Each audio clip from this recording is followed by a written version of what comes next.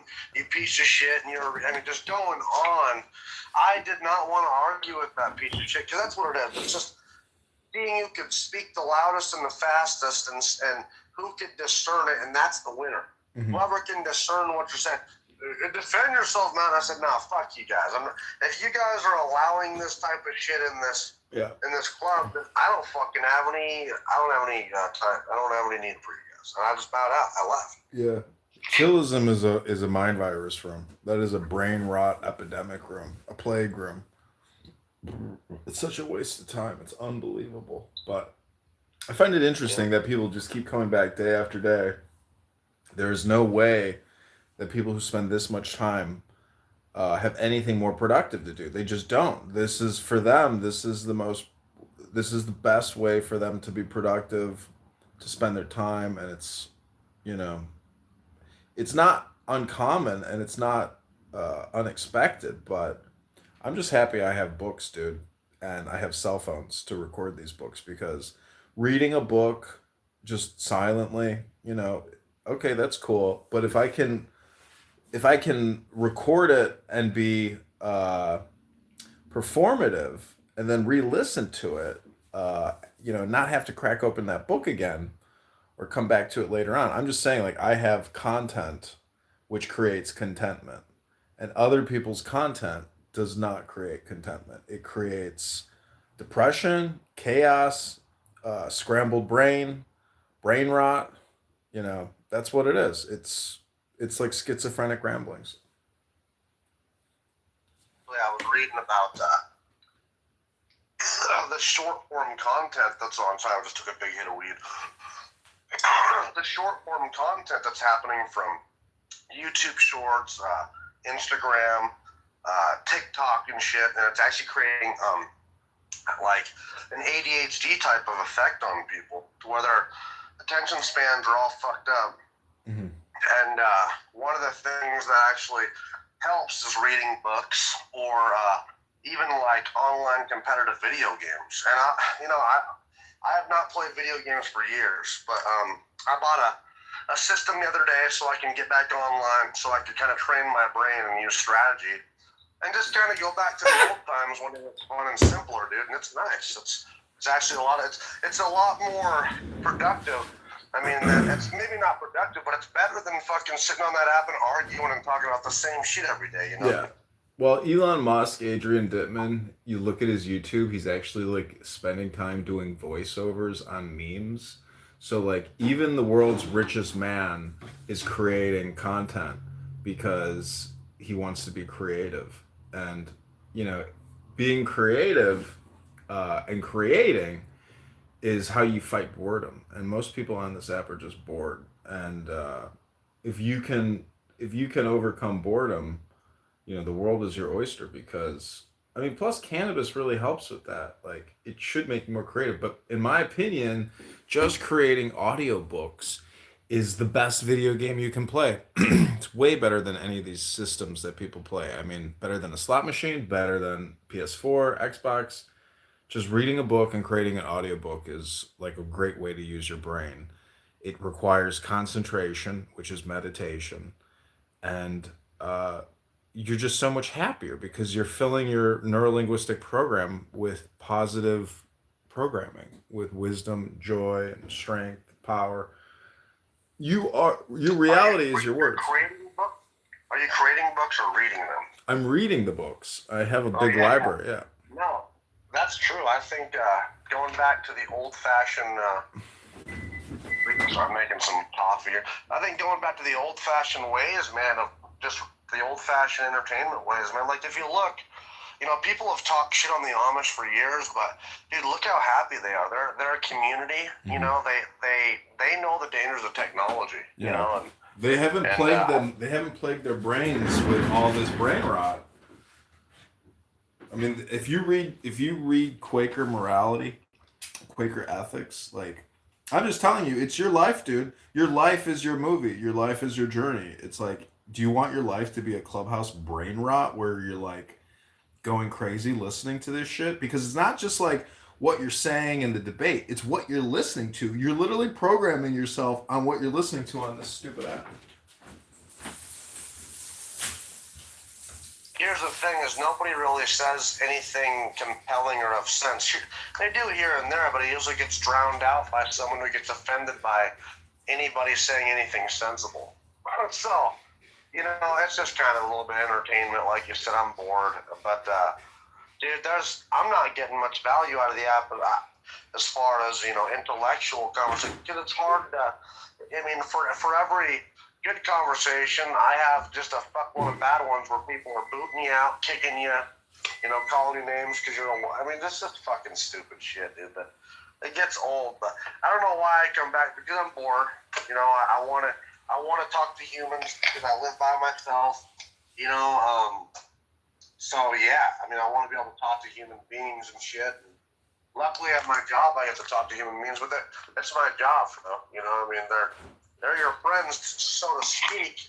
Some of them, but are they really your friends? Like, they're your coworkers, bro. And so I just, I don't even give a fuck about here. I'm really having friends. I just want to be able to talk to somebody here and there. But it gets less and less appealing slowly. It's nice to talk to some real ones here and there, but it's not that easy.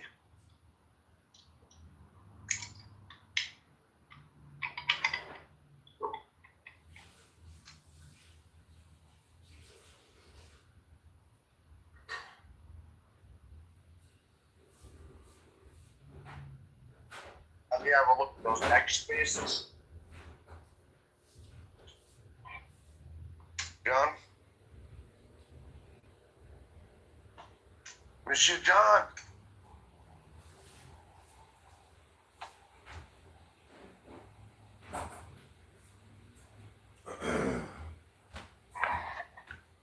Yo, John. Yeah, I'm making coffee in the other room. Oh, nice. Gonna blaze some herb. A little bit of coffee and cannabis, dude. Yeah. See, when you mix that with a book as opposed to just useless conversation, useless communication, that's what I'm saying is, like, we can communicate with high level intelligence, but it can't really come from us. It has to come from an ancient master who's already accomplished the thoughts. Like, we're not original. We have to basically scrounge around and clone and copy. So I'm just telling you, Mountain Man, come on this app, get a good book, and we will record you reading philosophy or wisdom. And then you're going to feel happier and healthier, and you're going to say, you know what, John was right. Everything was fucked up in my life because communication in my life was fucked up. Okay. I've been telling you this for like years now, dude. Well, I've been on here for a little over a year now, so I guess you're right. For a year.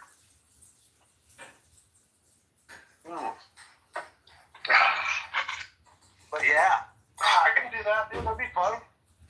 The fuck? Where's my remote?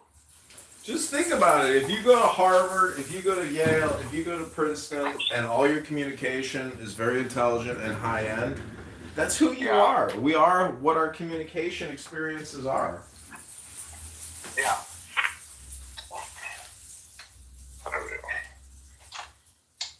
Yeah, well,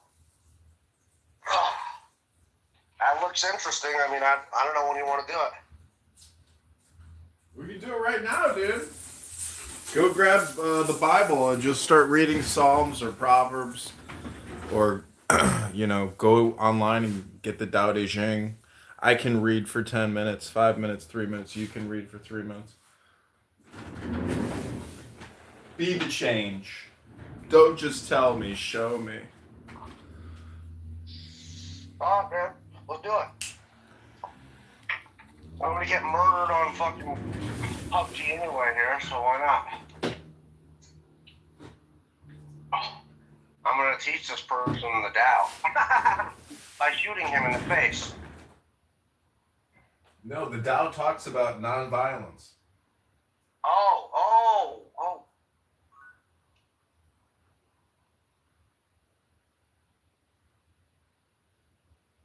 But this is a video game.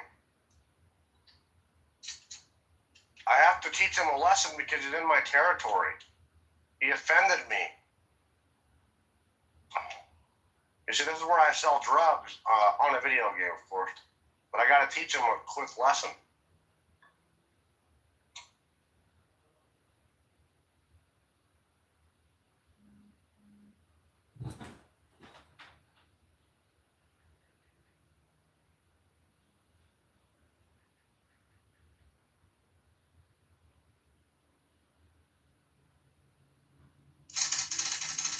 Stupid asshole. I just taught you the Tao. You just learned the truth of the universe, that you are infinite. Mm.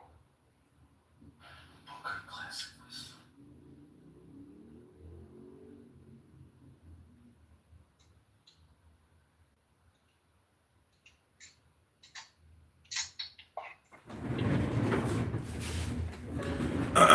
Did Death Hippie want to say something? Aurora? I don't know. I'd like to hear from him. Good evening, fellas. Hey. Yeah, what's going on? Yeah, the Taoism. It's interesting. You can get a book called the Tao of Pooh, as Pooh Bear explains Taoism. It's really cute. Talks about the Do you mind do you want to explain it just a little bit to me? Well, I don't remember too much about it, but it's basically a philosophy, a way of thinking, and bringing yourself to understanding that you are creating your own paradigm by what you focus on becomes your reality, essentially. So if you have like vinegar, you can either believe that it's sweet, sour, or whatnot. You know, it's all in the mind. I don't know. I'm sure that it could be explained a lot better than that, and in more detail than that's. Well, you can't actually explain it. It's silent. True Tao is silence. It's a quiet knowing. Yeah, those who say do not know. It's a trick question. You can't really explain Tao. You can give it a name, but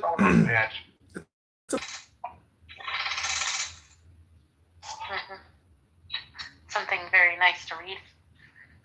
Yes. It's eternal. Is it? What's crazy, it's kind of weird because, like, you know, I feel like it's a little bit threatening or just kind of, you know, to be a Christian. But, I don't know. I mean, it's maybe a good thing to learn, even, you know. It's not threatening to Christianity. It actually helps explain it. And it helps explain Judaism. Because this is like the raw programming. And Jesus basically expanded it. You could say he even used the Tao to troll the Tao. Okay. It's philosophy. Jesus was a great philosopher. If you think about it. Yeah, he was a mystic. And a lot of American Christians don't know that. They don't realize that Jesus was a mystic. You could say he was a magician. He was a Kabbalist. That he was a socialist. What? No, he was a magician. Yeah. He was a politician, too. He was a politician, but you know why they hung that fish on that wall there? Because it opened its mouth. Jesus made the ultimate taboo statement and said, "I am God." And so they killed him because he trolled the political and the religious establishment. Yeah, people don't like that. Can't do that. No. Don't be thinking outside of the box. No. Can't do that.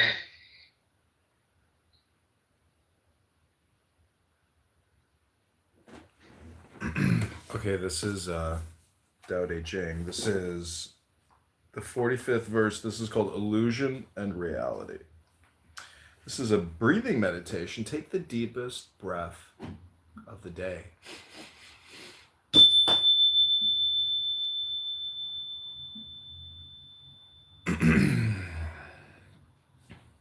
completeness can seem incomplete,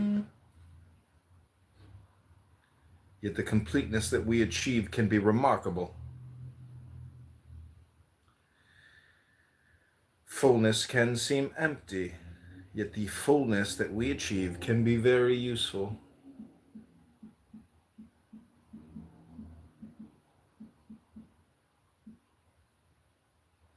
Truth can appear as lie.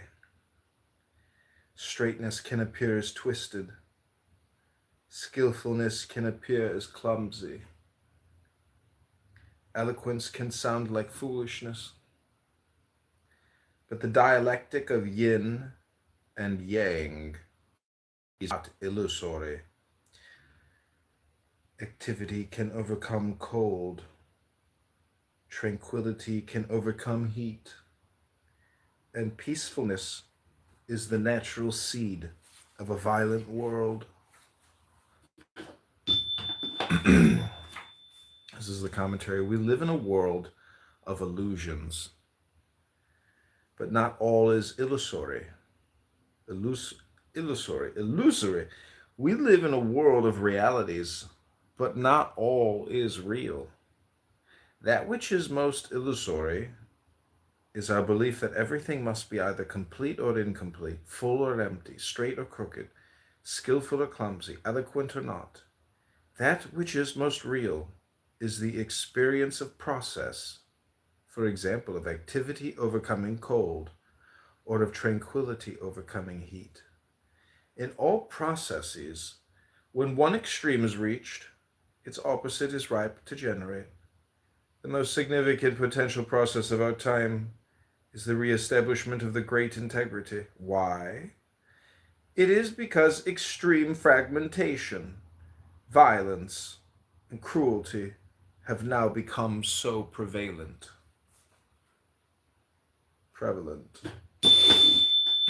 See, Mountain, that's how you read a book. A smart book. And it comes out of China 2,700 years ago, so it's got nothing to do with communism. I read this book online here, and what's his name?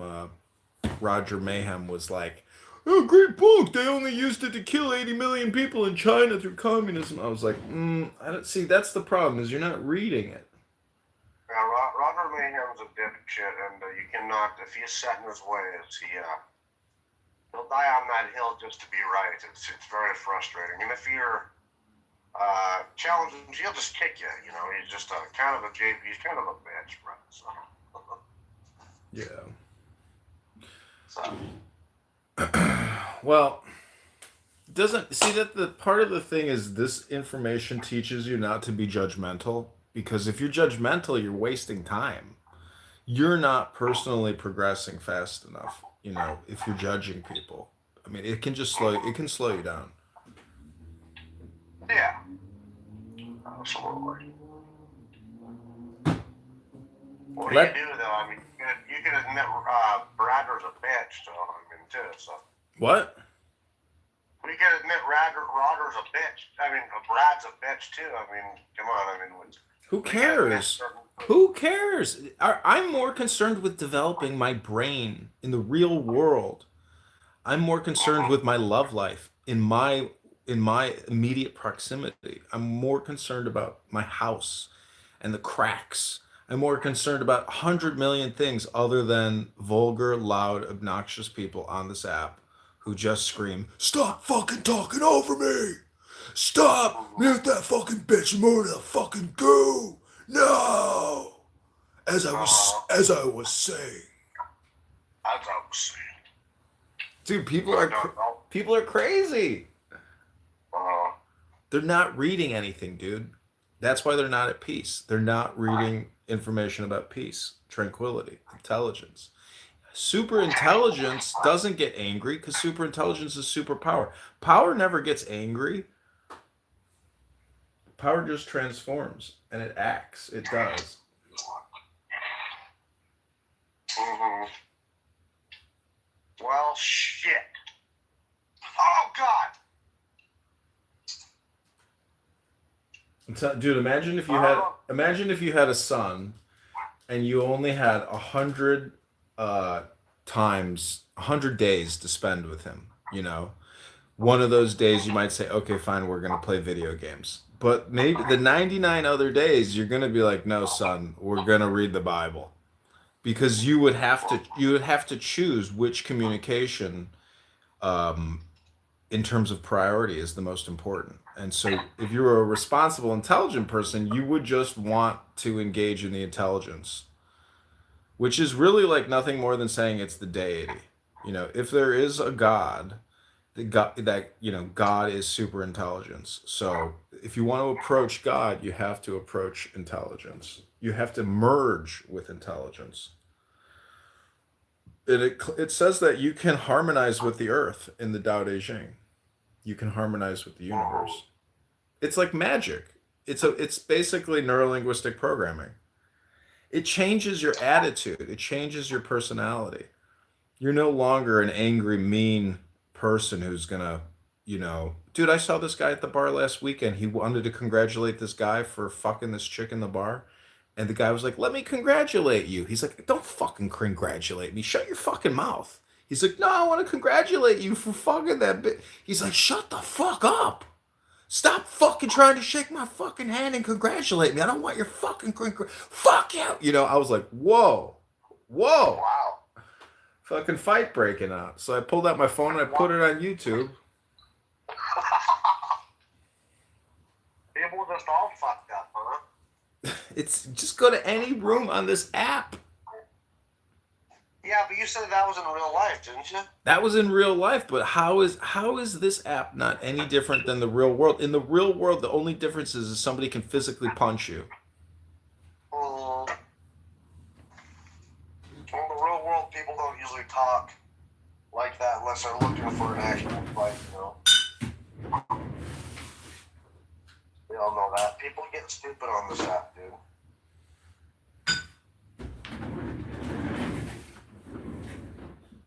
It's just ridiculous. Okay, I'm going to read you now the 46th verse of the Tao Te Ching. It's called Enough is Enough. Okay. Okay, this is the 46th verse of the Tao Te Ching. This is candidate Congressman John Kitover. This is Enough is Enough. When the great integrity permeated our lives, freely galloping horses fertilized the fields. When the great integrity was lost, war horses were bred in the countryside. There is no greater calamity than acquisitiveness racing out of control. Only those who know when enough is enough can ever have enough.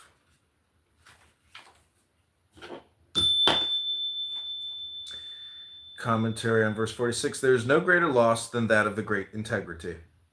Since we have exchanged it for the curse of greed, we have inherited all manner of social calamities. Our insatiable desires for possessions and our compensatory psyches, binging to feed our starving egos. We have bred a perverted consciousness to navigate a perverted world, rebirthing our world as a cooperating global village, and rebirthing our consciousness as the great integrity can recreate our awareness of when enough is enough. Only then will we be released from the omnipresent prisons of selfishness in which we have all been trapped during this temporary 5,000-year era of civilizations as we have known them.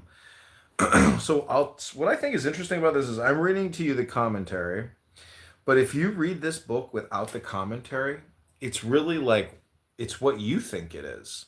So this is like a universal energy book where you can use it however you want, good or bad. It's up to you to choose, but I think on average it tends toward to be good. But the commentary here, you might not like it because it is rather socialistic. But, socialism is like wanting to take care of your neighborhood or community. I mean, but there's absolutely no connection in communities or neighborhoods. No one knows each other. No one cares about, no one wants to share anything with them. Anyways, this is called Going Beyond. This is the 47th verse. We can understand the world as it is without leaving our home. We can understand the world as it might be without peering dreamily out of our window. The further we go, the less we know. Wise people understand the 10,000 things without going to each one. They know them without having to look at each one, and they transform all without acting on each one.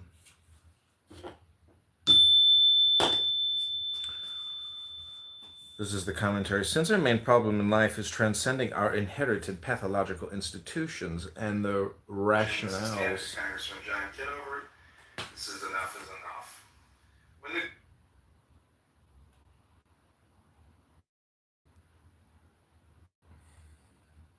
But anyways, dude, I'm telling you, like, try to create videos. Don't play video games. Like, at least if you're playing, live stream your game and publish it. You know what's interesting is if you watch a video of your video game, I've published like hundreds of, modern combat whatever on PS4. When you watch yourself playing the video game, you get the same dopamine response as if it was happening live, as if you were really playing it. And your brain recorded that entire game. And when you watch the game, even like a year later, that memory of that game is still in your fucking brain and you still produce the same dopamine by watching the video. It's just crazy. Yeah.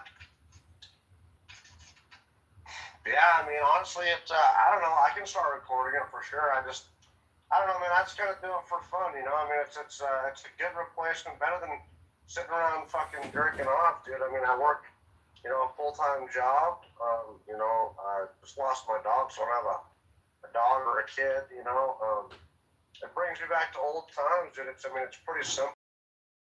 It's not so bad. I mean, I don't think there's anything wrong with, No, I've spent a lot of time doing it, but I like what I'm doing now with reading and creating these YouTube videos because I think it's making me smarter and it's definitely improved my love life because women have a way of testing you in the most subtle ways.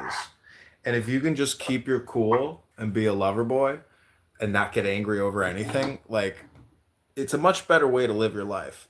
Not controlling women or not wanting to correct or get annoyed or get angry over anything. That's really what you're working towards too, which is really cultivating and creating a royal like attitude, becoming a king. In America, if you want to be a king, you can be a king. I mean, meaning that it's all of our right. We took that right from the king and made it personal. So I'm just saying, do you want to be the guy sitting at home on a Saturday night playing video games in the dark? Or do you want to be the guy out on a Saturday night playing music or entertaining or, doing communication? I mean, life is short. You only have so many opportunities and so many Saturday nights and I understand. It's not every day, dude. I'm not doing that every day. I mean, but you can have entertainment too, harmless entertainment. I mean, there's nothing wrong with it, dude.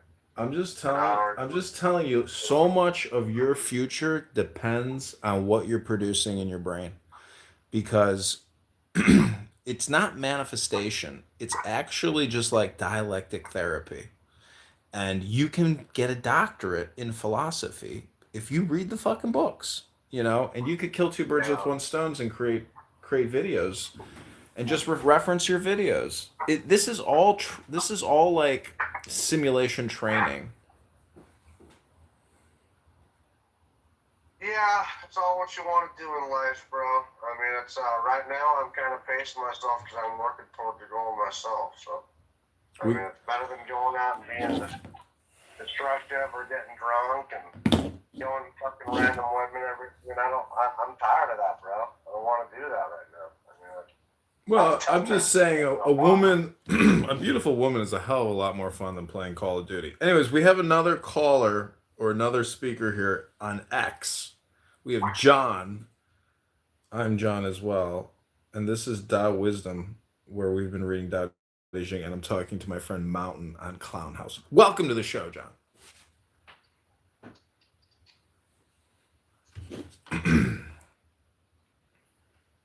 Is there anything you want to say, John? No, it's not Nice to meet you. I heard you in a space the other day talking about basic marketing for your campaign. Mm-hmm. In 2026. I don't really know much about you. So I was just curious to learn. Yeah, I can't really hear you that well, but I'm running for Congress in Illinois in the 16th district against Darren LaHood, Rockford, Peoria, Bloomington, and I create a lot of videos. I got over 50,000 videos on YouTube of reading philosophy books, debating people, pulling my hair out of my hairless head, screaming at people who are just wasting their time here on the internet, picking their feet in Poughkeepsie.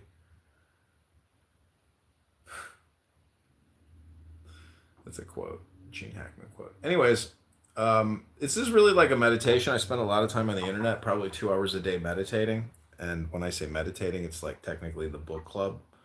So I read books for about 2 hours a day on YouTube and create 3-minute clips. I call that intelligent work. And the interesting thing about Taoism or philosophy is you can get a lot done by not doing it, meaning that most of the things you think you have to do are actually just totally useless. A lot of the thoughts you have, a lot of the things you say are just useless. Somebody texted me. Oh no. Donald Trump has endorsed Darren Wood. Oh no. Oh my gosh. What happened? Donald Trump endorsed Darren LaHood against me. Oh, really? Well, does he know who you are? This is what Trump wrote. I can't fucking believe this. Congressman Darren LaHood is a tremendous champion for Illinois' 16th congressional district. As a member of the powerful House Ways and Means Committee, Darren understands the America First policies required to create great jobs, cut taxes, regulations, advance American energy dominance, promote Made in America, and champion our nation's golden age. He's fighting tirelessly to keep our now very secure borders secure, stop migrant crime, strengthen our brave military veterans, and defend our always under siege Second Amendment. Darren LaHood has my complete and total endorsement for re-election. He will never let you down. Wow. I mean, are you devastated? No, I mean that's awesome for me because now I can create content discussing that. I'm not going to attack Trump, but I'm just going to say, dear Mr. President, I think you are wrong.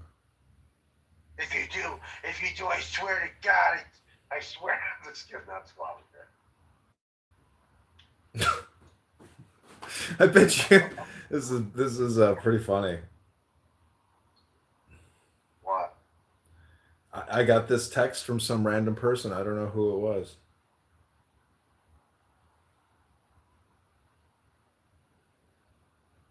Will they threaten you?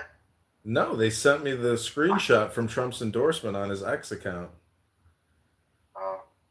This came out October 25th at 8 a.m. Holy shit.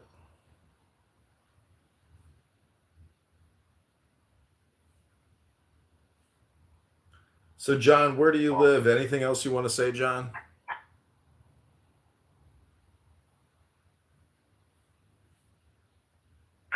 Well, I live in the Midwest, pretty close to Illinois, but not in Illinois. I don't want to say the specific state.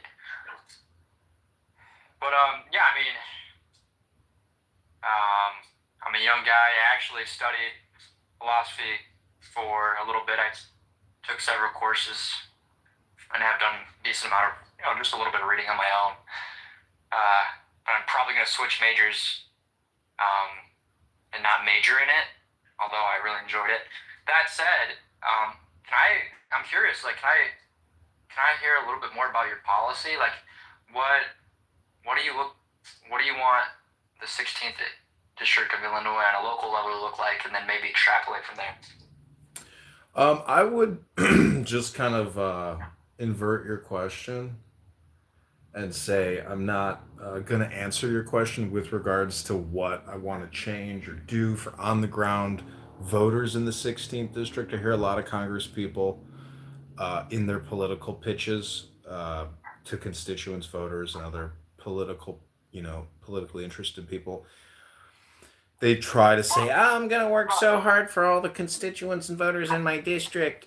If they're not putting out messaging and communication, educating their voters and their constituents about the grander federal national problems, not just the problems in their district, but the problems that the entire country is facing as a whole, well, then they're just miscommunicating, misdirecting, misinforming. So I hope you understand that response. Does that make sense to you? I mean, this is a Tao philosophy room. Taoism deals with um, antithesis, thesis, and synthesis.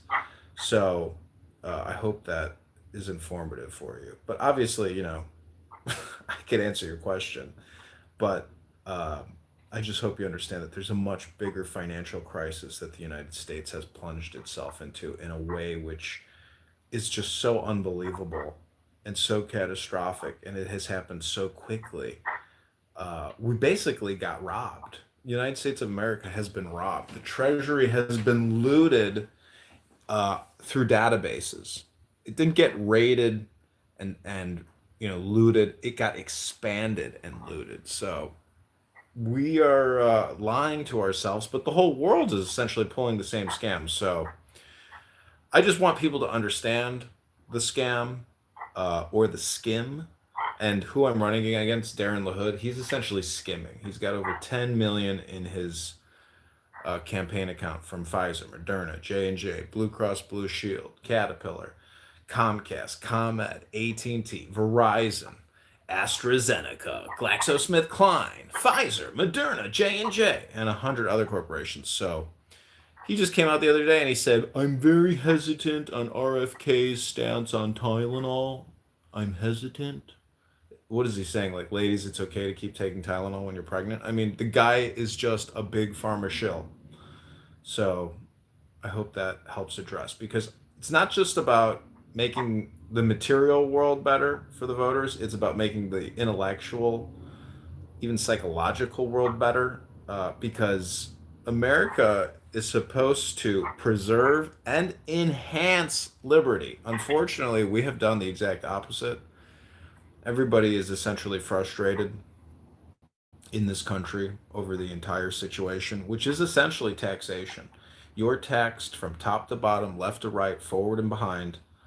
And with the country and $37 trillion in debt, we have no choice but to force people into compliance in order just to pay the deficit, the interest on the deficit, or interest on the national debt. So, as a young person, you should be hyper involved in politics, because uh, politics will control. Politics does control and will always control your situation, and the situation is debt and taxes. That horrible cliche, death and taxes. That's really what hopefully the best leaders can address is death and taxes. You know, those are the two ultimatums, maximums. Yeah, that was interesting. I really like that. I'm somewhat familiar with um, you know uh, credit creation, banking, quantitative easing. I've never really took a class on economics, but I just heard people speak about it, and I know that the COVID, of course, only increased our national debt, of course, and all this has to do with inflation as well.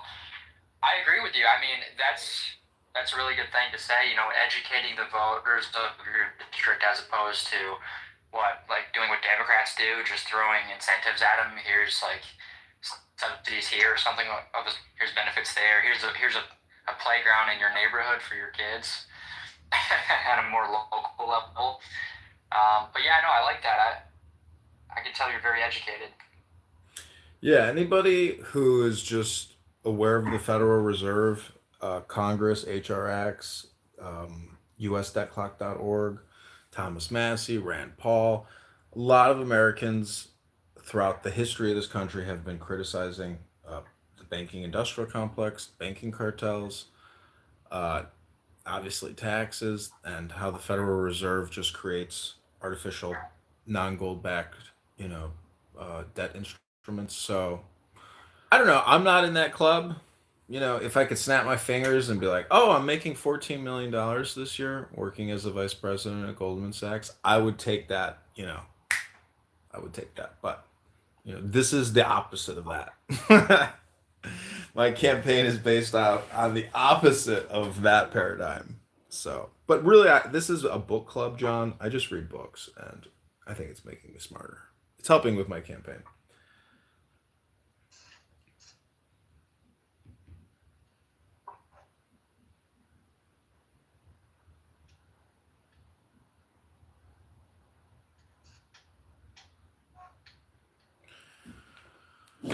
Okay, so we're gonna read the 48th verse from the Tao Te Ching.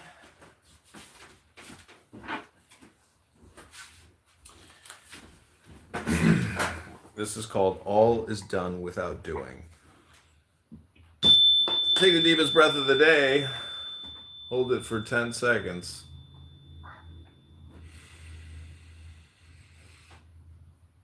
To obtain a diploma requires the storage of trivia.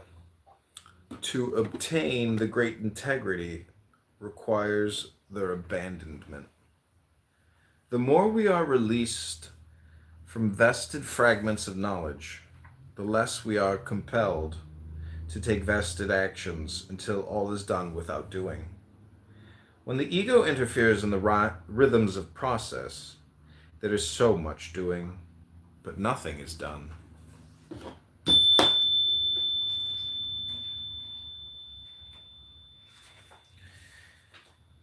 This is the commentary. Is Lao Tzu stuck in a literary mannerism involving paradox? Or is there a deep insight into the concept of all is done without doing?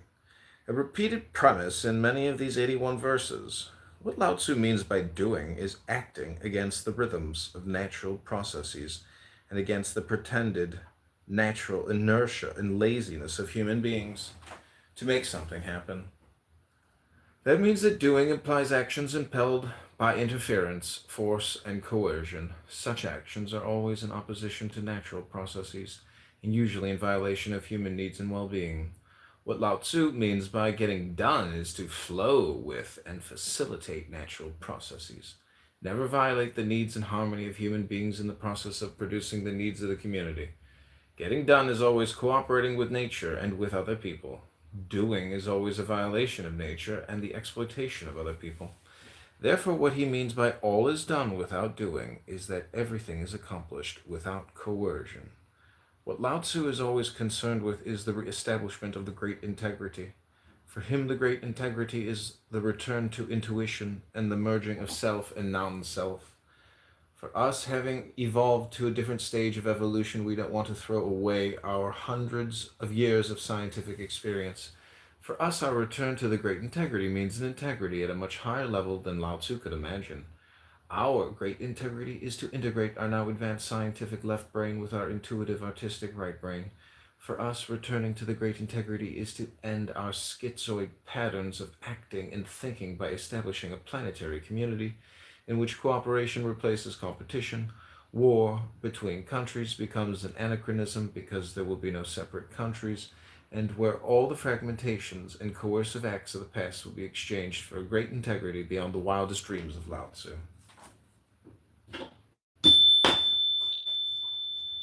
That'd be cool. Probably it floats for like a couple You just seconds. like open the side doors and they.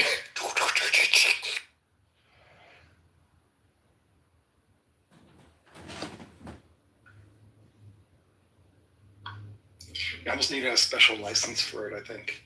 Because I don't know if I want other people driving at that speed on the road with me.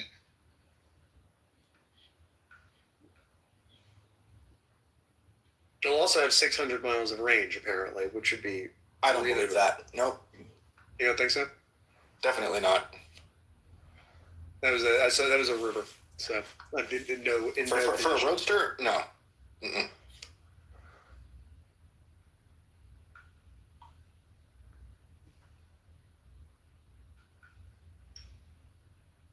But yeah, imagine just like driving around, how peaceful it would be knowing that you could just smoke anybody, anywhere, at any time. That would just be All that'd be the these, best. all of these guys burning dead dinosaurs in their like, what do you call it? Like their Lambos, $5 million Bugattis Chiron over there, just like see ya. Y'all trying to race you and shit. Can we talk about Lambos? Can we talk about Lambos for a second? Like, I don't understand them. Like, I don't. No, actually, Lambos are stupid. Why would you ever do that? Yeah, I don't get it. Like, I've they're seen, fun. but like, Lambos are not. But Lambos are not because people want a Lambo. Lambos are because Instagram told them they like Lambos. That is the purpose of a Lamborghini, is just to look badass. Its existence is meant to just be dope.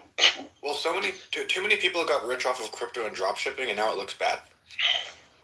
But like, why not? If you're gonna get a Lambo, right? Like the coolest Lambo in the world, they no longer make, right? So like, which is the Countach, right? So like, if you're driving around a Lamborghini Countach, that tells me, okay, you have taste, you understand cars, like you understand like the historical significance of it, fine.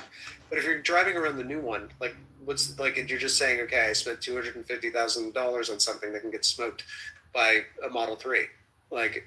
Well, like what are you trying to say? You know? I don't know. I wish there were more cars like the one that there was some dude in downtown St. Paul who had this like bright red Fiat Panda. I'm talking like one of the old ass ones. And he took out the back seats and everything, and he put a V12 engine in it. And then that thing, I'm pretty sure, has a 0 to 60 time way faster than 1 second. Because I've never seen anything leave that quick. And I've watched drag racers go. That thing was just, you'd be at a stoplight next to it, and then it would just go, bye. The problem with that, like when you do that when you massively overpower a petrol car, right? Or gas powered car, the problem, so there's a Ford model which does this. It's like this crazy F-150 mod with like a 750 horsepower engine, and it's like totally nuts and blah, blah, blah, blah. But the problem is everything else on it is stock, including the transmission, which means that if you accelerate too hard, you're just going to break your transmission in half. Like, so it's one of these things where people do these absurd things to like these vehicles, and they're not built to the appropriate specification. And so as a consequence, they wind up just like, I don't know, they wind up breaking them or just spending a lot of money on maintenance and shit like that. So like, I guess it's good if you're rolling up to a club in Miami, you know, because you made money on NFTs and shitcoins. And you're like, okay, cool. I have nothing else interesting about my personality, so I need to communicate it with this vehicle. For any other, I don't know. Maybe I just haven't made enough money yet, and I haven't been corrupted. But like, I struggle to understand why any person could want to do so. I guess, I don't know, maybe it's like with expensive watches and stuff. It's just like the status symbol, the idea, they've just had it in their head since they were a little kid, that this is what they wanted to have, and when they had the money to do it, they could do it. So like, I'm not going to fault them. It's not for me. What was the car Sam Altman was seen in? He had like an expensive supercar. He had a McLaren. He has a McLaren. Elon, I think, has one too. I think it's a McLaren F1. So he might. No, Sam doesn't have a McLaren. Sam has a Koenigsegg. Koenigsegg. Sorry, you're right. It's a Koenigsegg. Sorry. Yeah, those are ridiculous. So a Koenigsegg, in a straight line, they can do something crazy like 350 miles an hour. They're built entirely out of carbon fiber. See, this is my problem with billionaires. It's like, why would you buy this car that only goes 350 when you could literally just go in, like, you could just have some pilot friend of yours just get you in his fighter jet like once a week, and you just enjoy that, you know? Just get it all at once. It's about enjoying the drive, though. I'll enjoy the drive much more in a fighter jet. That's not a drive. That's better than a drive. What the fuck? Are you even allowed to drive this fast in America? Noy is so upset about that. It's not a drive. They did you can do it if you get a closed road. So there are these big desert roads. Wait, you out can in Southern take off California. in a fighter jet on a closed road? No, you can drive a Koenigsegg at 350 miles an hour on a closed road. Or just fly to Germany. Or you could fly to Germany and do it there, I suppose. I don't think you're going to find a stretch of Autobahn that's as flat as you think it is to get that quick. Top Gear did it at there was a test track, and they did it there with was it a test track or a road with the Bugatti Veyron? They got one up to north of 200. That was a very, very specific test track that was built specifically to get the Veyron up to its top speed. Well, we got long autobahns, right? Like from Hamburg City to Berlin's basically a straight line. You can just, as fast as you want, basically. I don't know if you've driven a car at 200 miles per hour, but roads get a lot less flat at that speed. Yeah. There's a Dutch guy on YouTube who does that. He basically goes and tests absolutely ridiculous German cars on the Autobahn, and then just he drives them around moseying around. Oh, okay, this is really nice. And then gets on the road, just opens up in a BMW 8 Series or something, similarly ridiculous. And you could definitely. I don't know if you get up to 350 on the Autobahn in a Koenigsegg, but you could definitely get to a very unreasonable speed. Yeah, you definitely get to 200, but I don't think you get to 300. Pretty sure you need a specialized track to pull that off in pretty much any vehicle. I don't know how you'd have the reaction time at 300 to avoid a collision. You're just moving so fucking quickly. That's the fun part. At that speed, you could cross the state of Connecticut in 10 minutes. It's a truly sickening, unbelievable rate of speed. I mean, a lot of the roads there are perfect. Really, you have small, tiny little imperfections, and that would be then the thing where you then,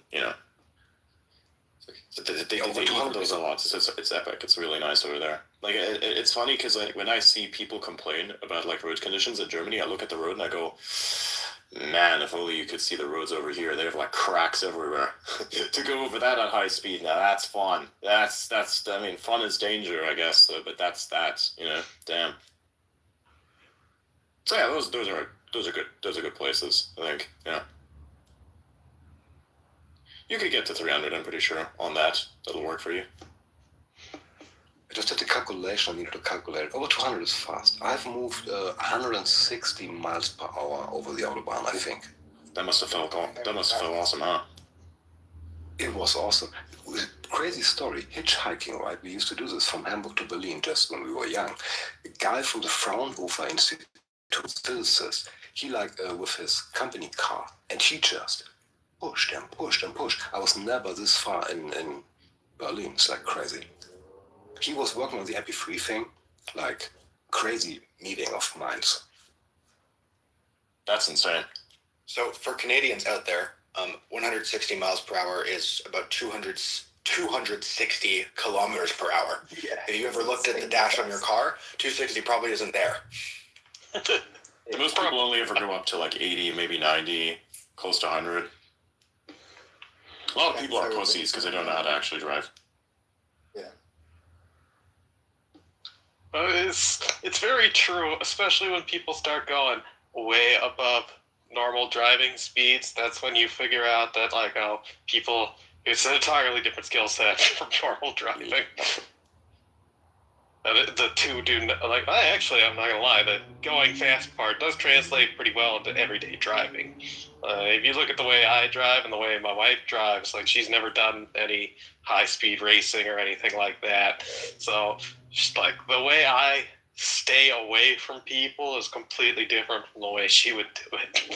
Just because I've gotten so used to needing more time to react to things because of the increased speed, it permanently adjusts the way you think about driving and the way you approach things. Because suddenly, when you're at a high speed, everything's a potential death threat. And the car suddenly slows down. Yeah, You across actually the have board. to do a lot more prediction. Like, you have to do a shit ton of prediction. It's like really good math stuff too. You just like kind of look at everything and you go. I've gotten to the point where I look at the make of a car, its age, and the type of license plate it has, and I then assume what kind of driver that's gonna be. Like, I've gotten to that point already because I'm like, well, signals don't work because they didn't use them here. Because, well, even though that's illegal, they still fucking do it because they just fucking have these things out, corruption. If you happen to be brown, you can do these things. That's the whole thing here. It's really, really bad. You just have to look at the car and go, okay, this kind of person is that kind of person. This kind of car goes to there. I know what this is going to do.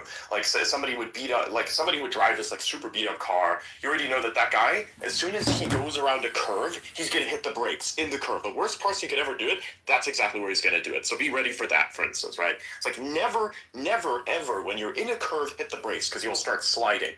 They don't know this because they don't even go fast enough. They've never gone fast enough to understand how bad that actually is. And then when they drive on rain, oh boy. I hate driving, like, when there's rain, because everybody turns into a retard. It's just so fucking bad. It's annoying. Like, I don't My mind favorite the rain. is the It's first just snow of the year.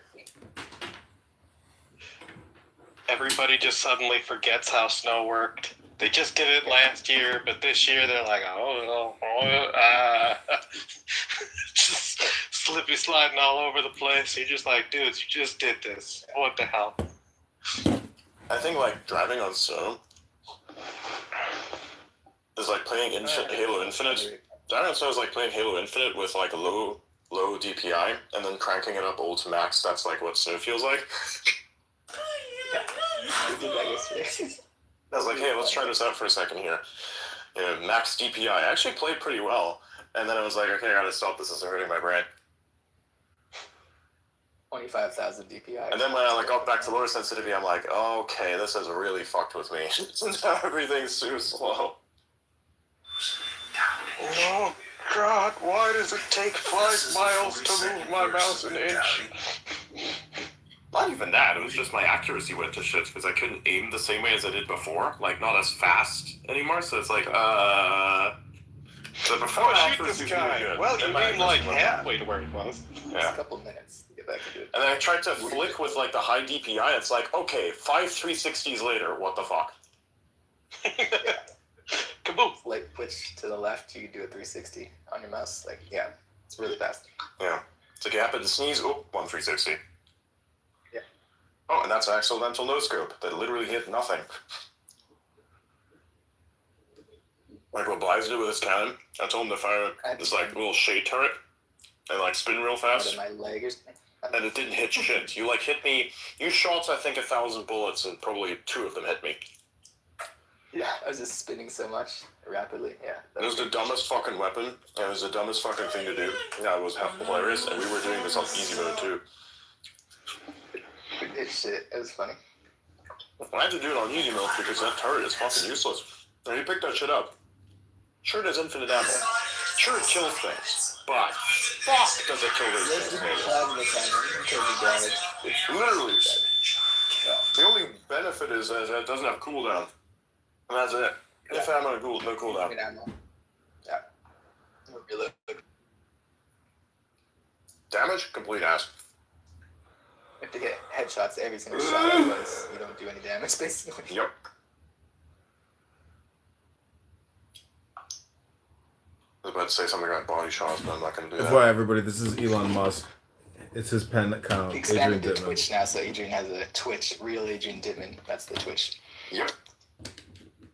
I decided it was time to put that there as well. There's probably going to be nothing on it, but it's so funny to have it there. I think it's kind of hilarious to have an additional thing. What happened to Oda? Oda's busy. He's doing things. We all have our tasks. Rebuilding the British Empire. Something like that. Do you think that'd be a joke? It ain't. I'm hoping none of this happens, but Bro, this is the funniest shit. This algorithm is so dog shit optimized right now. It's just I don't know what to say. Yeah. I've never a post like this, 57 likes and 3.5k impressions. Oh, fuck. That is so bad, dude. What happened to your sorting system, bro? Oh. Yeah, for you, that is not up to standard. Dude, yeah, you could say that. That is insanely bad. That is wild. I can't believe that that is even real. What I'm looking at. That's just so bad. And same thing with like streams as well. Stream links are the most deranked whole shit link aside from YouTube links that you can put on the fucking platform. It gets zero fucking traction. Like, I have a post out there 15 fucking hours ago, and that shit sometimes just sits at 6K, and I'm like, bro, come on. Like, you cannot say that you're prioritizing video live features and then do this shit. Like, you should be boosting that, if anything. And they used to for a while. Used to get a shit ton of impressions off of, like, spaces. Like, just by sitting there. They did it for... How long? They did it for how long? They let it last for 1 or 2 weeks, and that was it. That was finished. It was a fun time. No idea why they tweaked it back again. I know they probably thought, oh, we have our reasons. No, you don't. But what about the impression farming? Who cares? Let them farm impressions. It doesn't mean anything. But then they get monetized. So? There's gonna be so little money, it's not even gonna get paid out. Like, you're gonna get, like, micro dollars, bro. That shit doesn't even get paid out by Stripe. It has to be accumulated first, and then it gets paid out because it's that fucking little. So I don't really see the point. Except for dilution, that might be a thing. But you can map that with some clusters and then shut down the obvious platform manipulation. Actually, it would make it easier for you. They have done that before. I know that for a fact. I've seen it firsthand. So, you could do it. I don't know why they don't do it. Baffles me, to be honest. They don't want it. Just reasons. Like, oh, let's improve this feature, this feature, this feature, that feature. I'm like, so, can you improve this, like, one massive feature that has been, like, just been cast off to the wayside? Customer support? Because it doesn't exist. And your systems are automated such that, like, half of it doesn't even, like, translate at all. You have to make a post go viral, effectively, micro-viral, on the platform about some problem, and then it gets solved. I'm like, does it have to be a viral incident every single time in order for something to get solved? Really? What about the person who's not as big? Well, what that? Bruh. I think at least our drafts sync now, which is also pretty interesting because a lot of people store stuff in their drafts. So now I just want you to understand that X has a fully unencrypted, like they can watch all that because it's stored on their servers now. Before it was just kind of stored in this cached thing, and so it was local. But since it's now synced, it's up there. So just thought I'd let everybody know that. I said it last week and the week before, but yeah, you know, so don't store anything that's, you know, private. Everybody can read it.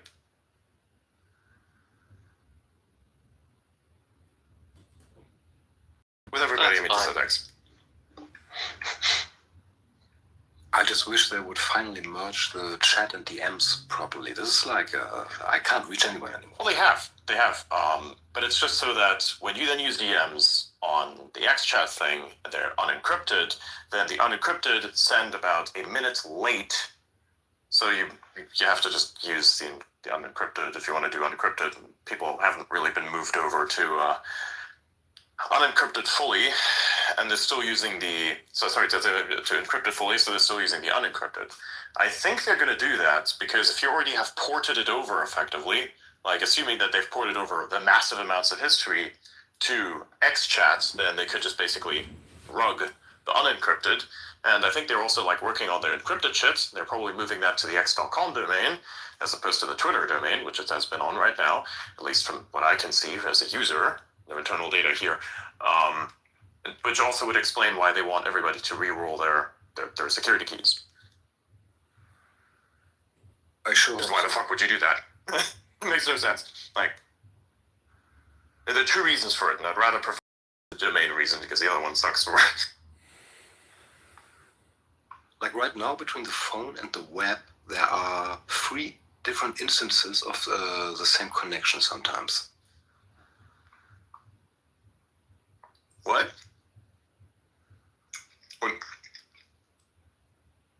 What do you mean by Like that? there's the unencrypted chat, Mhm. there's the encrypted chat, and then there's a merged session. And these all exist somehow simultaneously with 2 different buttons, right? Chat and DM. It's like all over the place. Some people just never see any messages and things like that. I had it merged because it was a feature you could enable, and then they unmerged it. And I was like, you know what? I understand that. So it's basically what you're seeing, the 3-way thing, is because you have encrypted DMs, you have unencrypted, and the unencrypted have been ported over into the encrypted, so you can see them in the encrypted, but you can also see that they're unencrypted and be able to send from the X chat, which is the encrypted thing, to the unencrypted thing. But it's just you using an additional layer to get to where you want to be, which is the unencrypted. And so that's why it gives you this illusion. In my case, the 2 are separated, where like I see X chat, where I can access both encrypted and unencrypted, and then just the unencrypted chat that is separate. So it gives you the illusion of the 3rd, which there isn't one. It's all just one instance. It's all just, actually it's 2 instances. It's the unencrypted and the encrypted, and both unencrypted and encrypted are shown in XChat, and only encrypted is available if you use XChat itself. That's where the illusion of 3 come into play when it clearly is just 2. 100%, but you can see how that is very inconvenient for the user, right? Well, yeah, obviously. I'm not talking saying that it's not. It's really bad, but I'm pretty sure that they're going to port that shit over and just delete unencrypted. At least I hope they would. Here, these are legacy conversations. Everything up now is going to stop being encrypted. Boom, boom, boom, boom, boom. And it's funny because you go into the X chat and you click on media so that you can upload something. It says it doesn't work for unencrypted. You go, oh, okay, fine, fuck it. I'll just switch to the unencrypted and there I can send it. Yeah, and audios doesn't work in encrypted yet, right? Not sure. Also, when are they going to have group calls? I thought there was a whole thing that they were going to try and do that at some point. They did have X calling, so that was cool. They integrated that, which is basically just spaces. Well, it worked. Yeah, it's very glitchy. You have to do a whole bunch of things. It's basically like hosting spaces, the same thing. Has also the same bugs, ironically enough, so I assume it is. What doesn't help is that they fired everybody who developed the space thing, so that was bad. Even the guy who used to test the spaces, I knew him. They fired him too. Never bothered to ask why. Should probably ask why. Either they fired him or he left. But I know that they fired their whole spaces team back then for some reason. It was really interesting. This guy Jules was in there for like years, man. It was crazy. He was actually one of the OGs who like still ended up being there. So, yeah. He was cool. They did things. Then they stopped doing things. Now I'm eating watermelons because these things are delicious.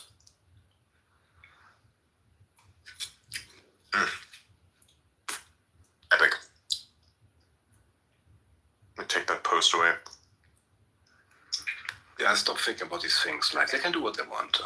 I'm gonna be a positivity, like, force now, you know. I'm not gonna complain anymore. It is as it is. I would, out of everybody, I would have more of a reason to complain than a lot of these engagement farmers and shit who are just doing it for, like, the money. I do it for the love of the game. I spend a lot of time on this app. And I think there's anybody who you know that uses the app more than I do. And I can prove that you don't. So it's like, I put a lot of effort into this place, using it. I love it. I've been here since before the payout stuff and worked on it since before the payout stuff. So have done it and continue to do it for the love of the game. When the game don't work, you get to say things. But even then, I don't really complain as much. I'm always the last to complain. So like when I complain, you know it's really bad. Yeah, I'm always the first to complain. Never goes well, but yeah. There's got to be somebody, you know. There always has to be somebody. I'm like, I can see where this is going. Maybe. Wait a minute.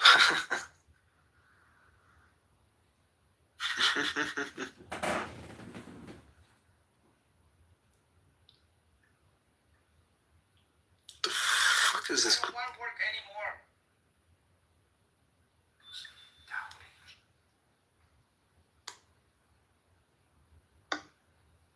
I'm gonna be the #1 positivity influencer. Selling my course right now. Everything is fine. It's like a choice. What the fuck? That's insane. Man. Everything is fine. That's something a lot of people don't like. We take that for granted.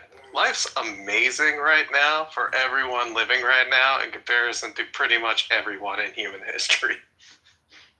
100%, man.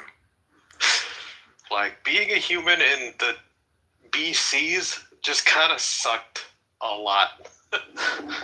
Yeah, and then we did a whole bunch of things to get ourselves out of it, and then we did a whole bunch of things that got us closer to where we went away from as hard as we could, and you know, that's what we're complaining about, basically. I think also at the same time, you know, sure, there's a lot of complaints, a lot of this, a lot of that, but I mean, the fact that we're shittier in the past is no excuse for saying, well, things have gotten really good and now they've gotten shitty again. It's like, well, they're still not as shitty as the shittiest point in human history. It's like, that should be a warning. The fact that we're returning closer to the point of shittiness than we were at before is things clearly not being fine, you know? I would say there's still things you can do, and it's like, it's all right, you know, there's still awesome things that are around, but we shouldn't delude ourselves into thinking that everything's fine. I think it's quite the opposite. Nothing is fine, and I would say that every day and every future day is potentially shitty until proven otherwise. And sometimes the proven otherwise part is about you making up that proof so you can make it a good day. And that's where the things can be fine part comes in. It's like, yeah, just give up just because things are shitty. Clearly they are, you know. You gotta make it better. It's not sad, but we shouldn't accept that things are like, you know, shitty now and say, well, that's fine. No, it's not. That's my position on the matter. Well, how are things shitty now is my question. Because people make that claim a lot. I'm always like, how? Well, in a lot of ways. I mean, for me at least, I have to do a lot of things in order for anything to be nice, you know? I have to put a lot of effort into stuff. I don't get many of the privileges that some other people have. Like, for instance, if you live in America, you have infinitely more privileges than I do.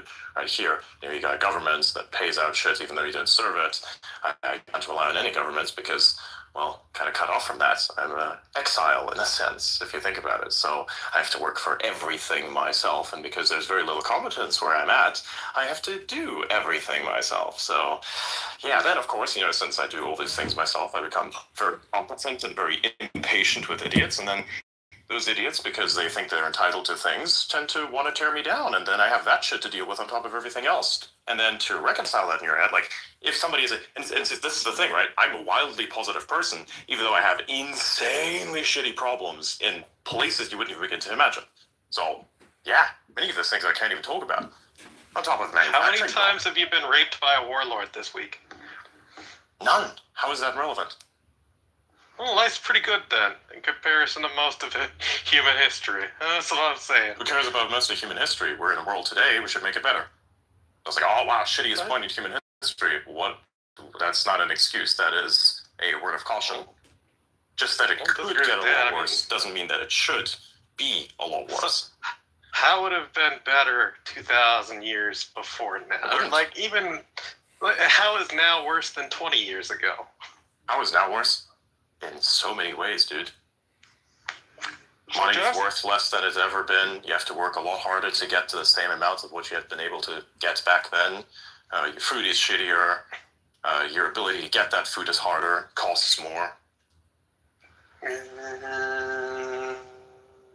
Not for most of the world. Most of the world? Dude, I don't know.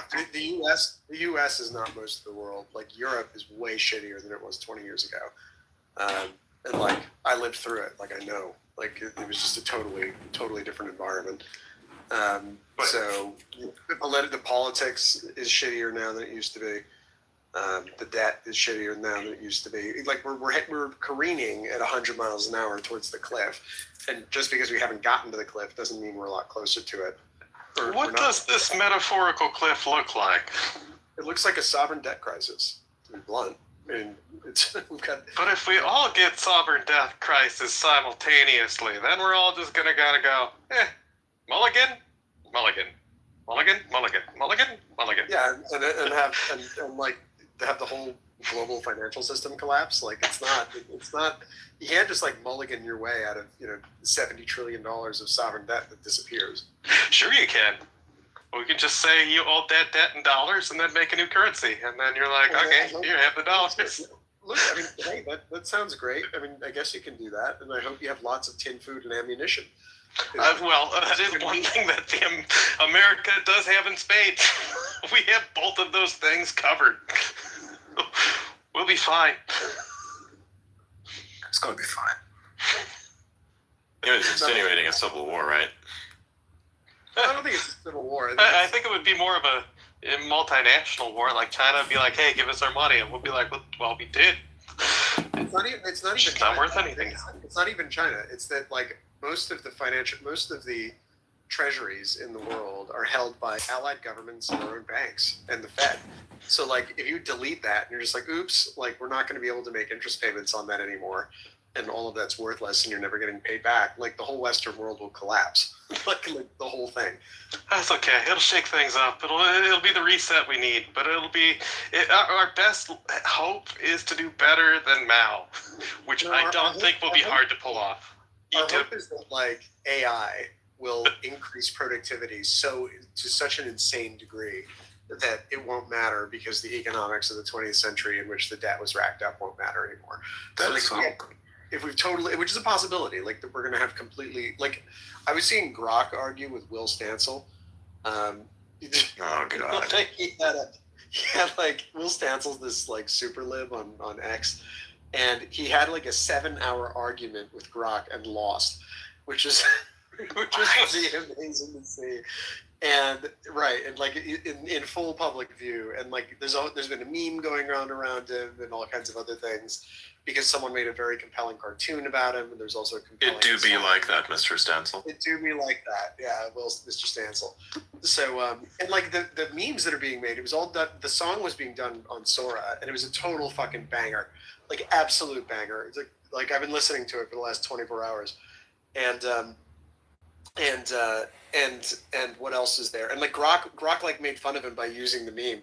It's like it do be like that sometimes. And I was just saying to like, oh my God, like posters are gonna be put fucking out of business. Like we're done. Like the AI is getting funnier than we are and more and more biting than we are. And I disagree because the poster made the content. The poster is the one who told the AI to visualize the content. The poster is also the only reason why the AI is actually good. Because there's a thing at XAI, it's called a meme tutor, basically. And you can work there to describe memes, because the AI doesn't know shit and won't be able to do shit unless the human pushes a button, because it doesn't exist. It's a fucking set of math functions and weights in a vector space. It's a fucking useless machine unless the human is at the helm of it. It's just like governments. Governments are shitty because of the incompetence that leads it. Interesting. Did not know that. Yeah. That's why they have a thing that's called the human data team. They're the ones that are actually like optimizing it. We're tutoring the system just again and again and again and again and again. It's all just humans. X has a bunch of people who deliberately seek out the dankest memes and explain the context of the dank memes to Grok, and then Grok's like, it do be like that. Yeah, exactly. They literally 9 people on X. It's literally their job at XAI to describe memes. And they have people that describe video games and that train the system to play those games at some point. That's so cool. That's the whole thing they're doing. It's a big thing. Just look at the job listings. You don't need to say, oh, I need inside information to know what the hell is going on. Just look at the job listings. Yeah, just read things. That you can't remote work if you're in Illinois. That's annoying. Well, you can't really remote work in a company like that. Basically like an internal startup. You gotta be on site and you gotta be ready to live in a tent. For remote work for everyone except for people in Illinois and Wyoming. That's it. Okay. Hey James, he's one of the human data team people. I see you came up probably because of the context. Hey, it's been a while since I was able to join the conversation. It's been a crazy couple months, but yeah, I just heard you guys were talking about Human Data Team. There used to be like this whole affiliate network of it too for just like I think 3 weeks, was it? Everybody thought it was fun. I think the problem was everyone that had that, people started getting a bunch of like DMs for asking, information and stuff, and I think it put a target on everyone on the team. And so it became kind of an issue, so they just took it all. They got rid of it. So that's kind of a bummer. Yeah. I did all the DMs I would get from people just like asking about like stuff that obviously I can't talk about. I figured that because I saw that they were like doing the whole affiliate thing. I was like, man, you just revealed everybody who works at your shit. You like told them their social media handles, bro. That was kind of funny.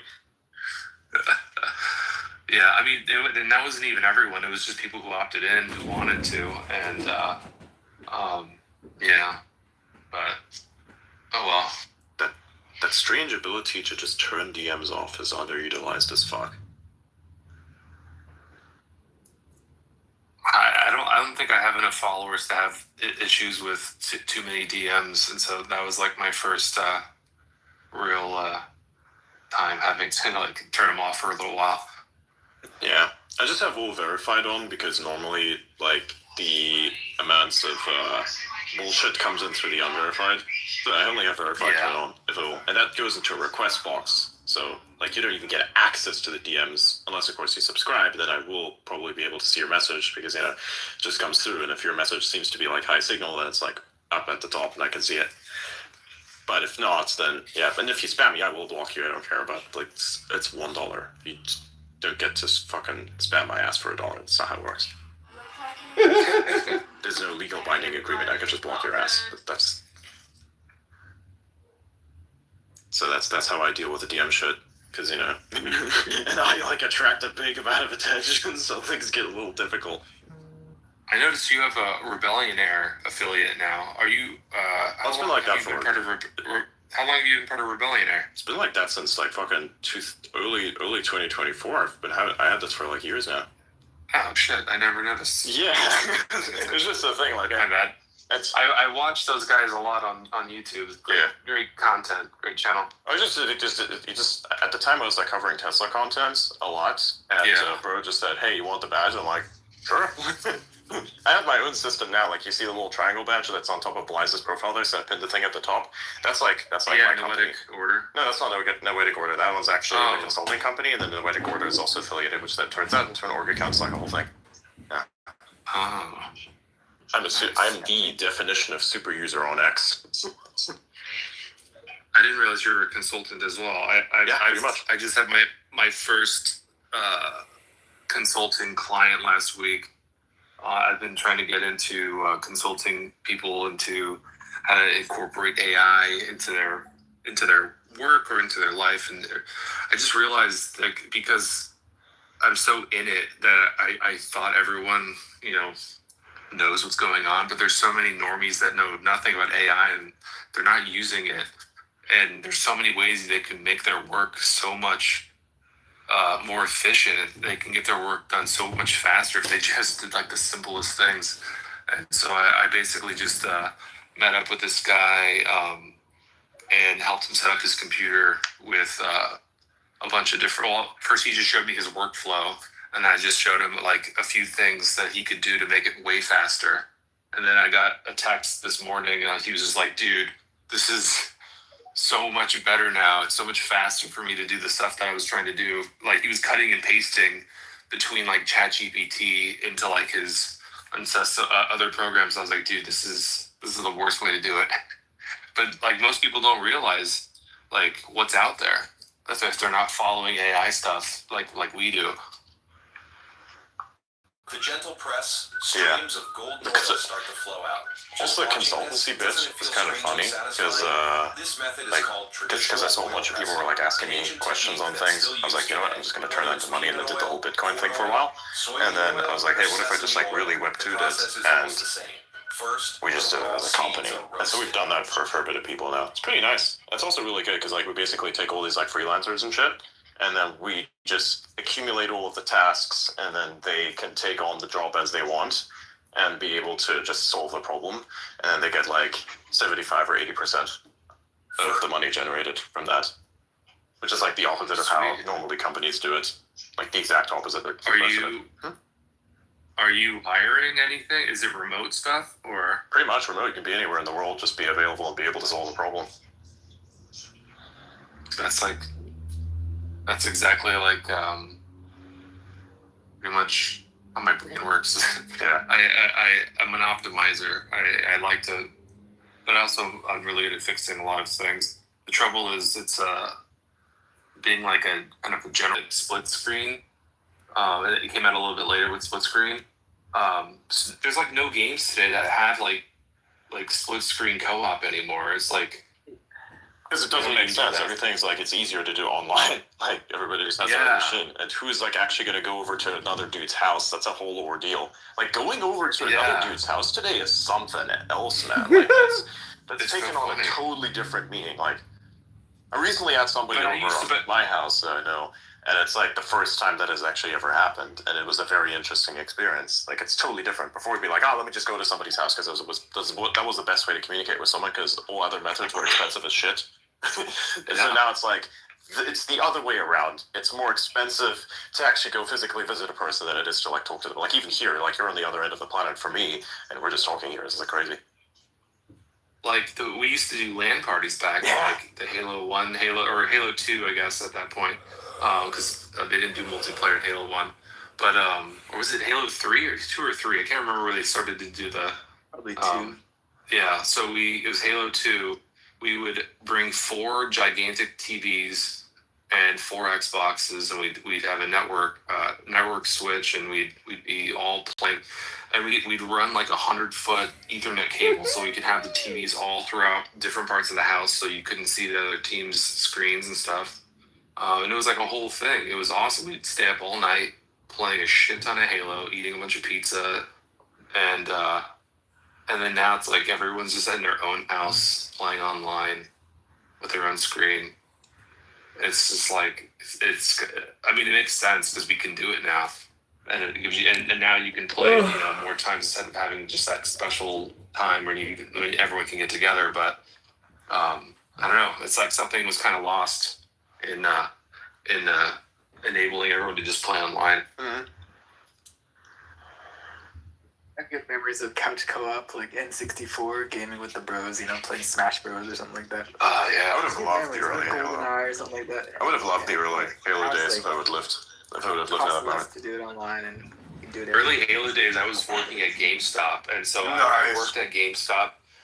When we did the release of, I remember the release of Halo 2 was so epic. Like we opened the store at midnight for like the line of people waiting outside to buy the game at midnight, and then we had like people just like hanging out playing, and then we'd have tournaments. My neighbor at the time, like he ended up winning the tournament in my hometown, and so he was like crowned like the best Halo player in where I grew up. And it was like, do they even do that these days? Probably not. No. Now it's like it's all just hyper official and shit. Play on Twitch or something. You're a streamer, I guess. If you're, I don't know. That's cool, I guess. I mean, it's cool that you can sort of being a gamer can be like a profession now. That wasn't even a possibility back then. Yeah, you're the guy with all the autism. You get to like beat the simulation faster than everybody else. Congratulations, here's money. Everything now. Literally how it is. It's like literally how it is. I'm not even saying that that's a bad thing. I think it's awesome. It's interesting they're remaking Halo 1 again because they already remade it once, right? Yep. And I feel like it wasn't as good when they remade it the first time. So maybe this time's better. I don't know. Like I always thought there was something off on the remake, and then I at some point someone had made a YouTube video comparing it, like really detailed comparison video, and I was like, oh yeah, he's right. That's why it felt off. Like so many of the levels were just like the mood was off. Like it wasn't dark enough, and like they took too many liberties with the design, and it wasn't even like the same game necessarily. Like it was the same game in that they like copied the story, but like they didn't quite nail the essence of Halo 1. So hopefully, I don't know. I mean, the trailer looked pretty good, but I mean, I'm probably gonna play it. I'm not gonna lie. Yeah, I loved Halo 1, so I'm definitely gonna play. Oh wow, I think Black Twitter has found my post. Sorry, I'm totally on phone again. I mean, one of those. I always do this thing, like when I'm like listening to people talk, I just look at my notifications, and I don't do it for like reasons that people would think. It's like I want to map the audience by the profile pictures so they can get the vibe. Like I train it a little differently. It's like I look at people's profile pictures and I kind of assume their vibe, and it's worked out quite well. Like people have very specific types of profile pictures. I can already see like whether or not you're mentally challenged. It's really interesting. Surprisingly, the most mentally challenged are the ones with like the really badly generated like AI images. You know, the ones that have lots of Cosmos shit in them. Those are the worst. Like way too much Cosmos shit. It's like the old. Remember, like when DALL-E, like when DALL-E came out, the updated. What was it? I think they were using DALL-E 3, I think, weren't they? It was like with Google or like Microsoft. What they were doing. It was like this shit, this kind of stuff. They like haven't changed it in a while. Just put it on. Boom. It's like, bro, if you want to make a profile picture, use Midjourney. Use a real AI image generator. That's right. Yeah, use Midjourney for that, bro. That's like how I created mine. Like that one right there is just basically me. It's like when people doxed me, it's like, oh wow, holy shit, this guy is exactly who he said he was, and his profile picture looks pretty much exactly like him. Where's the deception? I thought it was always funny. I thought that like that news article was hilarious. Like the two images, that, and then like the what I like to call the lesser version, because at the time I was playing like a shit ton of Diablo, so I could get to top 10 global, and so I didn't go outside, didn't eat much. I just sat in front of the computer and gamed. I fucking hated every second of it. So this is Adrian Dittman, aka Elon I was Musk. gonna test he was there. It was brutal, yeah. Brutal. The grindiness. The thing is, like, if you wanted to ever get to top 10 global of anything game related, hire a team. You're not gonna do it on your own. It's gonna ruin you, man. Just hire a team. And if you can't do that, then you probably should ask yourself, how are you able to I'm recording sit in this, front by of a the way. computer 8 hours a day playing a video game, and could you perhaps turn that into something that makes you money? So you, And then you'll actually end up with the answer to, hey, can I hire, or can you not? It's like, and then the answer will likely be yes. And if it's not yes, because you don't care anymore, well, guess what? You just solved your life problems. I'm proud of it. solve his life That's the problems by most hiring people to anti-gamer play the video game sentiment for I him. can think of. To be honest, How's that? I don't know. Getting other people to play the game for you is kind of against the point. Not really. As far as I'm concerned, yeah. I like having fun by enjoying the game at its peak. Like, I can play the game and I know how to play it, but at the same time I have this issue. It's called employment, and so I have to solve that problem because I need the resources to sustain what I'm doing. And if I can't sustain what I'm doing, I'm gonna have to shit live, blah blah blah blah, etc. Right? So the real game is life, and everything else is a meta game you put on top of it, which is why you have like simulations with less scarcity in them, because the energy functions differently. And then you go, this is how I have fun now. Like, there is fall damage in real life. We're gonna play a thing without fall damage. It's like that's fun to me now. That's why I like playing Halo all the time, even though technically there's no point to it anymore. Like, I've played the multiplayer, leveled everything out. I've played campaign, just did everything on the absolute max difficulty. Legendary, all skulls on, everything. Solo and duo. There is nothing left. I didn't tell anybody else to do that. I did it myself. So, like, I think the peak gamer sentiment is realizing that you can use life as a way to play the game more efficiently. And hey, look, I'm the one who sits with a computer that costs a bunch of money to get. I couldn't be able to get that computer if I didn't do the work that allowed me to get the money to get that computer so I could play the game better. Like, you gotta run your simulations better, more effectively, You need resources for that. To get resources, you need to play the life game first, and then you can get everything else. It's easier, faster, and better. That's the whole point. The point of gaming is to win. I thought it was to have fun. Yeah, by winning. There's two different types of gamers. The ones that just play to have fun and the ones that want to get, I have fun playing the game when I succeed. Because I don't care about process. I'm not a process person. I'm a results person. Process, I don't give a shit about. I like the results part. That's why I'm about. Like exercise, for instance. You do it because it feels good to do it. Although at the end it kind of does. You do that because it gives you results. Firstly, it gives you the result that you feel like you're just, you feel very good after you did your overload exercise. You know, you have this rush going through you. And then you feel a little bit of pain for 2-3 days. And then you do it again. And then on top of this amazing feeling that you get that your body normally wouldn't give off, you have bigger muscles and you're stronger and you can do things and you're faster and you're better at everything. That's awesome. There's no greater thing than being able to level up your real life character. Because with that you can do everything. And do wherever you want. To me it feels like every single thing you accomplish in the game gets an asterisk. Because it's not just your accomplishment anymore. So, what's the point? Doesn't matter. You win. You get results. Yeah. Just not the results I would like, I guess. Yeah. Oh well, doesn't. It's two different people. I hated every second of it. I make a lot of things. This is That's my Adrian thing. Dittman, aka Elon Musk. Since he was there. It was brutal, yeah. So I will always be wired to that. I fucking hated every second of it. And make real world things, and then turn those into simulation things. Rearrange the world so that I can play the sim more, because I love playing the sim. So that's all that I need to do, is just grind for the sim. I fucking hated every second of it. Delish. Like for instance, I can have a whole ass watermelon. That's awesome. And I get to eat that whole watermelon. A lot of people can't eat a whole watermelon. Not just because they don't have the capacity to do so, they don't have the money to buy one. People can't buy a watermelon? A whole ass watermelon just for the fun of it? And eat it? I mean, they're like on $6. top of everything? Yeah, some people run a little short. Depends also where you live, how good they taste, I fucking hated every how they're second of it. farmed, because some people don't want to eat slop. You know, your life becomes a little difficult once you start considering all those factors. Like, hey, I don't want to eat the watermelon that's farmed with all the glyphosate being put on top of it, because I hate that, or whatever else they're using to keep away pests, weeds, etc. You go, oh, what do we do? Why don't you like those? Because they're shit for you.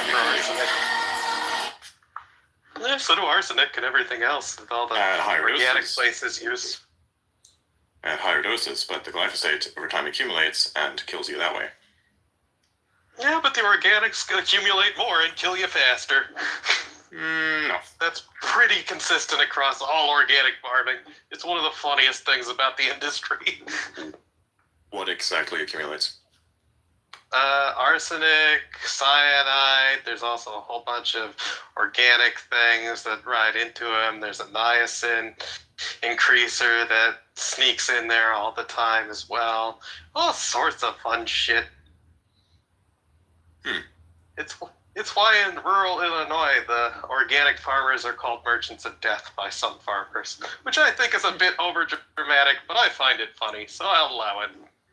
And the arsenic comes from where exactly? Because there are different, not all organics are created the same, by the way. It comes from the arsenic that they put on the plants. Right, and not everybody does that. The ones that do No, that... most of them do. Yeah, exactly. That's why you have to look very specifically. That's why with the upscale of, hey, you need better food, it becomes a lot more expensive because there are very few people that do the thing that you want them to do so that you can eat the thing that you want to eat without incurring other negative side effects that are just as bad as the ones from the, hey, we are trying to avoid the side effects food. I'm just fine with the commercial stuff. It's fine. It's not going to hurt me. Sure. Well, you know me. I just generically don't really give much of a fuck. Yeah. Like, does it provide calories? If yes, I'm fine with it. This is the plan. Yeah. Well, with me is I can't afford that. Let's afford that in terms of the damage it'll do. So it's not the same. I just like to micro optimize everything, and it just works better. I have like a consistent system of like, can I wake up at a reliable period of time, no matter how much I've slept, and still be functional within an exceptional degree of accuracy? If the answer is yes, then I will do whatever it takes. And can I continue to do that over long periods of time without incurring any negative side effects? If yes, then you will do whatever that is. Okay. So you could be taken out just by generic pesticides? Not particularly, but they do make your life significantly worse. Like, they will remove degrees of, hey, I feel very good. Like, if I eat a McDonald's burger, I'll have an immune reaction because there's so much trash in it. Interesting. Literally, you do. Like, once you clean out your system, you cannot eat that shit again because your body is not adapted to eating this shit. Like, you will reach higher levels of function if you don't eat the stuff and clean this out of you. And then if you want to eat the stuff you used to eat, then your body needs to readapt, but you'll also lose some of those levels of function. Oh, so there you go, James. See James at the back. Oh yeah, I was just gonna say I had a similar thing where I was watching. I was trying to eat a lot cleaner.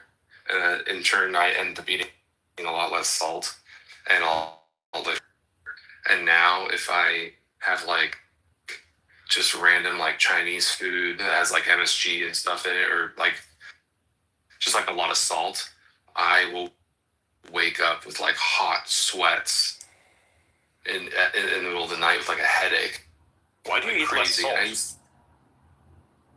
Not that I was eating really bad for a long part of my life where I just ate a lot of fast food all the time.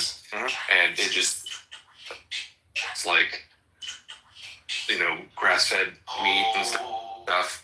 I was eating less salt, and I've noticed now that if I eat something from like fast food that has a shit ton of sodium, it just like fucks me up. I eat a ton of salt, man. You should see the amount of salt I put on my steak. I eat a ton of salt.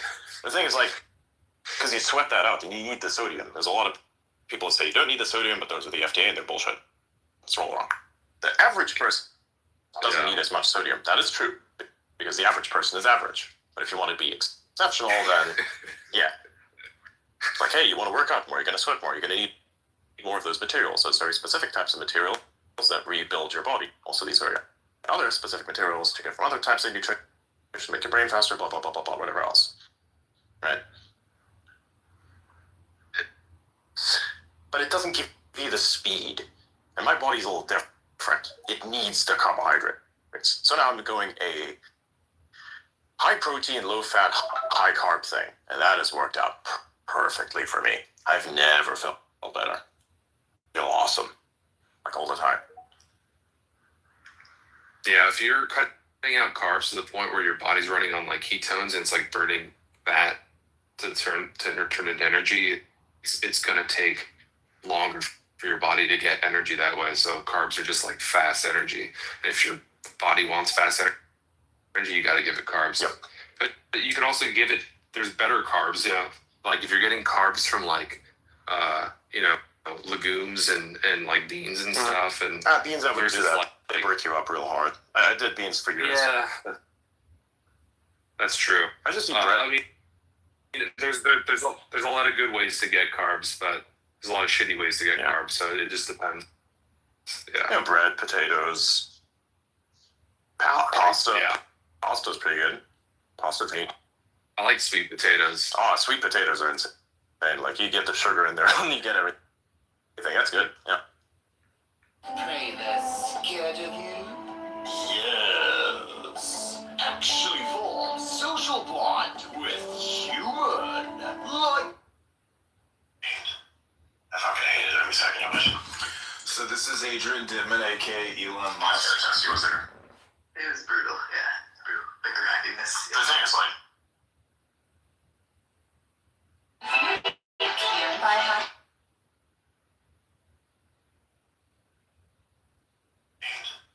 fucking hated every second of it. So this is Adrian Dittman, aka Elon Musk. He was there. Love is something kids learn by watching. This motherfucker's doxing me. I fucking hated every second of it. Did they get clipped?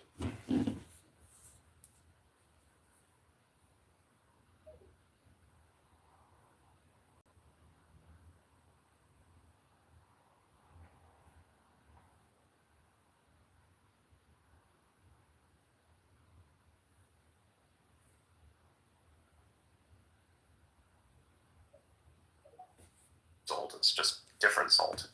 It's sodium, yes, but it's differently bound with glutamates and shit. That's the point of it. You get that out of stewing things, which is how you should be getting it done, not by artificially adding it in. You can artificially add it in if you're cooking things that don't, normally create this, but don't add too much of it in because it's gonna give you a bad time. It's generally how it goes. Same thing with salt. What makes it okay to artificially add in salt, but not MSG? Artificially adding it in. What I mean with that is that you add too much. Like you ignore the volume part. Why do you keep ignoring the volume part? Like you go, okay, that's substance. Here you are. Like you can just replace every ounce of salt that you have with MSG, and nothing will happen. No. Like, what would happen? Breakdown is a bit different. Like the way it sounds to me like you've just eaten the big salt propaganda. That's pretty much what it is. Because when MSG first hit the markets, all of the salt companies were basically like, we need to shut this shit down. And they started a big crusade against MSG where they fabricated a whole bunch of studies saying that was harmful that have all been since redone. So where did I say that it was harmful? Point it out to me. I'm talking about this comparison between salt and MSG. That's all I'm doing. I'm just because a lot of people basically comparing. It regulates properly until you've eaten a bunch of it and you go, oh fuck, I think I've eaten a little too much, which is the same thing that you'll get if you eat too much salt. It's literally the same thing, except that your body stops earlier at the salt than the MSG. And you're talking against MSG specifically in a negative light in this area, and that's the part that's confusing. No, I'm not. I'm saying that you can oversalt. No, I'm saying that you oversalt with it, basically. You oversalt it. And your body doesn't notice that it's oversalted until it's too late, and that's why you have a reaction then, because you literally have eaten too much salt, if you wanted to think of it just from the salt perspective. But that's what I'm saying. Why would that happen with MSG instead of normal salt? Because your body just fucking keeps shoveling it in and doesn't say stop because it's not processed the same way. You have salt regulation in your body where you say, okay, I've had enough salt. That's what you do. By the way, you don't have that with sugar. That's just why you can keep eating sugar and not stop, because your body doesn't tell you to stop. And with the MSG, you just notice it later because it's so fucking good. Your dopamine overrides everything and just keeps shoveling it in. And then your body goes, hey, that was a bad idea. You're not supposed to eat this much sodium. It's not a bad thing about MSG specifically. It's just that in certain foods it's overused, and then you may get the effect. And in case of James's case here, it's a perfect demonstration of exactly that. You eat a certain amount of salt, it's perfectly fine, everything's good, then you get your sodium content, it's nice, you're used to that, and now you introduce a shit ton of sodium because your body just like shoveled it in because it tastes so fucking amazing, and then you have a problem. Doesn't matter. It's like as if I would drink the salt right now. If I were to force myself to drink the salt, I probably wouldn't notice it until later and I would feel really bad. The same shit, doesn't matter. Just easier to consume. James has got his hand up. I think the term is like hyper palatable. Yeah. In the U.S., we have way too much hyper palatable food that has too much, like sodium or MSG, or both, and especially with like you were saying, like Doritos or like chips. You know, they just have they go for this level of to make it so palatable that people just consume too much of it, right? And then the problem is. It's in this there's a zone, right, where you can eat it but it doesn't like kill you, and it doesn't give you adverse effects, worse enough effects for you to like stop eating because it tastes so good, and then your body adapts to it, and so you can continue eating it for decades, because your body like adapts to it. The reality is like if you cut it out for like 2 weeks and then you try to eat it again, you'll start to see like the effects that are like kind of masked from being like adapting to it for so long. We're just really adaptable, so we can, as long as it's like only subtly making us feel shitty, it's like we don't even notice it. It's also differently processed. Again, that's the major issue. It's differently processed by the body. Because when the body is trying to process MSG, it's going for the glutamates, and it's not the sodium. The glutamates are like a amino acid attached to the sodium, I believe. Yeah. Yes. That's how MSG gets made in the natural form. When you add salt into your food, and you say like with stews are a great example of this. So a lot of stuff is glutamates, onions, meat, wine. Wine has a lot of it. So what do you do? What I was doing to make the best stews is I create it basically by just having a bunch of onions, frying them, garlic as well, put the seasoning in there, and then add the salt in, and then I add in the meat, stir that around for a little bit, so you already have like everything is kind of moving around. Then I add a shit ton more glutamates with the wine. Then I squeeze in 1 or 2, maybe 4, depending on the volume, lemons that kind of stabilize what's about to happen. What happens is when